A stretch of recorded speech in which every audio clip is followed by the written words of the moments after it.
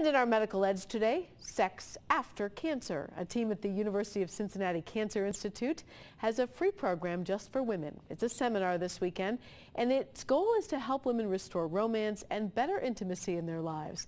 I sat down with one survivor today to share more on why she says this is really important to talk about.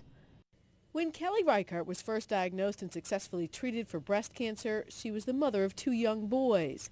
At that time, she says, it definitely was all about surviving and just getting through it and being able to be their mom forever. But like many who are now living longer after cancer, we've ended up with realizing that there are effects that occur sometimes right after the treatment, sometimes obviously during the treatment, but often it can be late effects, so it can be years after the treatment.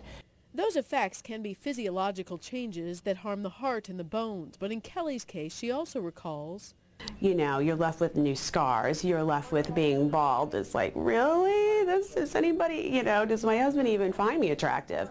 I was always very reassured. I have a fabulous spouse, but who's an angel, but, you know, but as a female, you really feel quite broken. She points out that she is so grateful she had terrific medical care during that time, and being a 9-year survivor, she began to wonder, are there other women asking questions following that treatment that might not just have to do with your heart and your bones, but also your sexual health? You know, many of us are afraid to bring that up to our doctors. There's a kind of a myth that you're just lucky to be alive. Right, and you just saved my life, how dare you? Yes, yeah, you know, just be happy and grateful that you're here. Survivor specialist Beverly Regal says asking about intimacy does not mean you are not grateful. And she often talks to women, both young and old, about sex after cancer. This is not an age issue at all. As for Kelly, she says her joy is back, and so is the intimacy after treatment for her cancer. So in case you're wondering.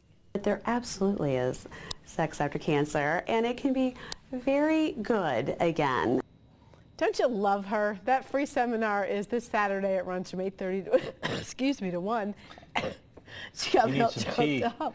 I know it. At the Drake Center, registration suggested because you get a free breakfast with that. Just go to local12.com. There you go. Click on the red Get It button. I know. Free breakfast and free information about get to talk about sex and you get a free breakfast. Girls only though, right? Girls only. It's only Sorry, girls. boys. Yeah. Well, there you go. Good.